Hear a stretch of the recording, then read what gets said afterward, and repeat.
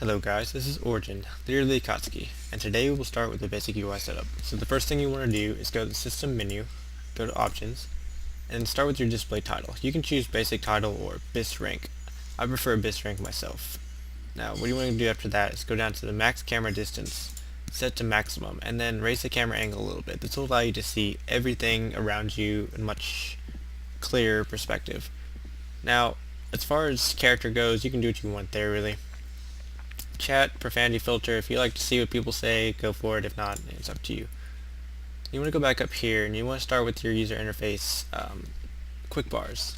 So go ahead and select all three of these, and I'll have you place them pretty soon.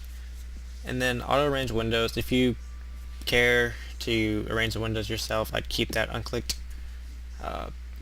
Go down here to the HUD, put it to the top. And then down the combat info, you want to go ahead and see group members combat information and disable auto approach target. And now you can actually zoom out all the way and see all around you. So that's what you want to do. As far as where you put your quick bars, the first removable quick bars should be right around this general zone. I usually put it right around here.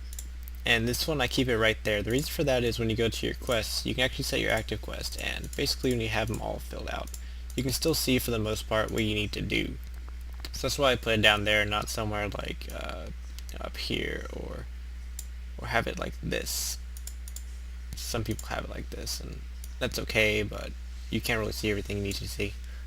So go ahead and set that pretty much like this. The next thing you want to do is go to your options again, and go to key mapping.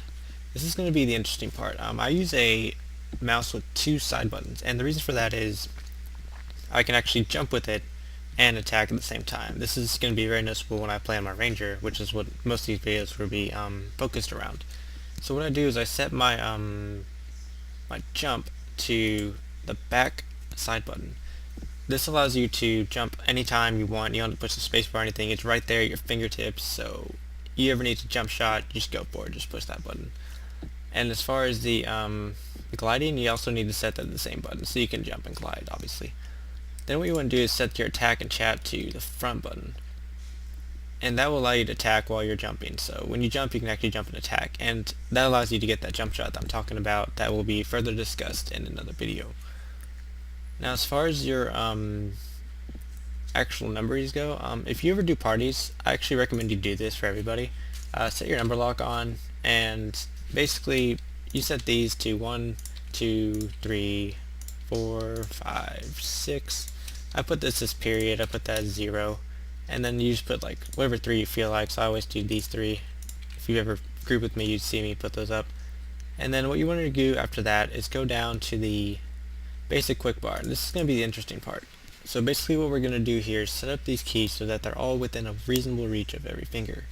This is so we avoid doing crazy stretches like Control 0 or Alt plus, and also to avoid clicking on the quick bars manually, which is very bad if you want to do anything like weaving or jump shots. So you don't want to be clicking on those. It's just way too much. So in order to accomplish this, we need to set this to like a QWER setup. So what we're going to do is set basic quick bar 1 to Q, 2 to W, 3 to E, 4 to R, 5 to T, 6 to 4, 7 to F, 8 to 2, 9 to 3, 10 to G, 11 to 5, and 12 to H. After you set up the initial setup, you want to go ahead and do the alt equivalent, so let's go ahead and get that done.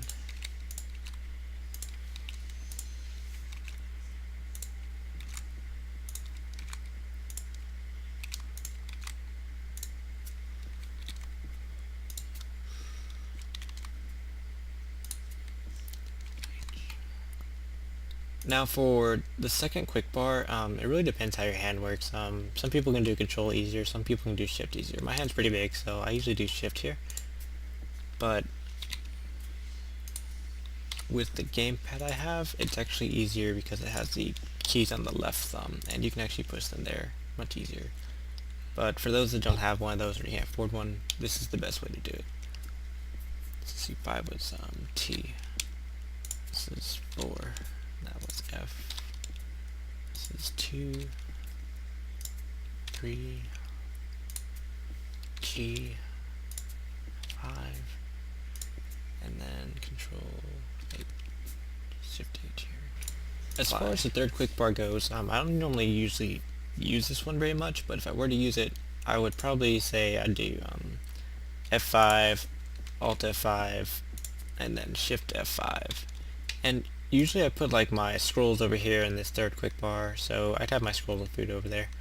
But I usually do it one of two ways. I'll either have the scrolls over there, or I'll have the scrolls down here. And I click these because I usually use them before a fight, so I'll need to pop them in the middle of the fight. It's not really much of a need to put it there in your quick bar as far as your fingers go. So you can set that however you want, but the one that's important to do is the first movable quick bar.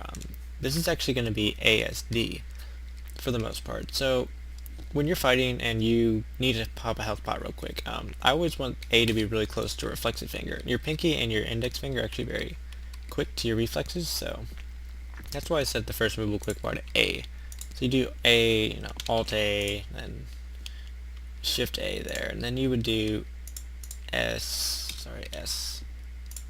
Alt S, and then Shift S here, and then you do D, Alt D, and then Shift D, and then you apply. And see, what you do is you put your health pots over here, and you can put like your buffs here. So like, let me rearrange this real quick. So you'd have S and Alt S, or your robes here, and then you'd have like, say, I don't have much here. My sorcerer, I don't have too much playtime with him, but you would put your mana spells on D if you felt like it.